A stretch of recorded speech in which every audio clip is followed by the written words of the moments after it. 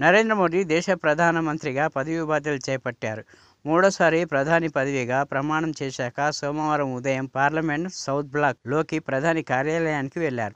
అక్కడ ఆయన కిసాన్ నిధి విడుదల ఫైల్పై తొలి సంతకం చేశారు. అనంతరం ఆయన పీఎంఓ సిబ్బందితో కాసేపు ముచ్చటించారు. పదవి బాధ్యతలు స్వీకరించిన సందర్భంగా మోడీ తొలి ఫైల్పై సంతకం చేసిన సందర్భంగా ప్రధాని మాట్లాడుతూ రైతుల సంక్షేమానికి తమ ప్రభుత్వం పూర్తిగా కట్టుబడి ఉందన్నారు. అందువల్ల తొలి సంతకం రైతుల సంక్షేమానికి సంబంధించినదై ఉండడం సముచితమని భావించామని నరేంద్ర మోడీ తెలిపారు. ఇక పీఎం కిసాన్ నిధి పథకం వల్ల 9.3 కోట్ల మంది రైతులకు లబ్ధి చేకూరుతుందని తెలిపారు.